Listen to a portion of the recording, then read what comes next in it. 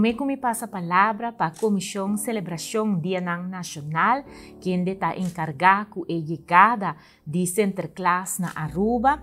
Me estava aqui para rato na notícia que segura a comover cada de nós na nosso país. E mais claro, esta cena está a notícia de falecimento de Rubén Garcia. Rubén Garcia, para mais de 52 anos, forma parte do qual que o mundo de locução na Aruba, conheci na rádio seguro, seu programa não conheci, para o tempo e não também festa não que está organizada, conheci sempre para sua alegria.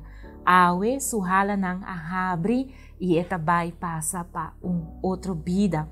E mais claro, de nós banda, nós quer brindar uma palavra de condolência na sua família, seguro na sua senhora Trecha, na sua duas mulheres, na tua família Garcia, mas também na pueblo de Aruba em geral.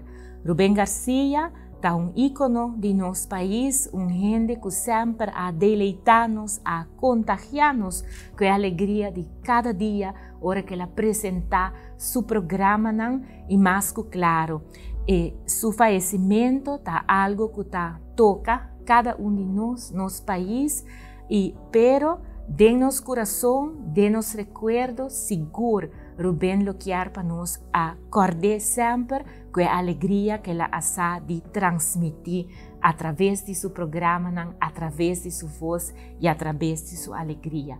Rubén, onde que vou portar, sa que sempre o povo de Aruba estimamos hope, nós também há hope por falta.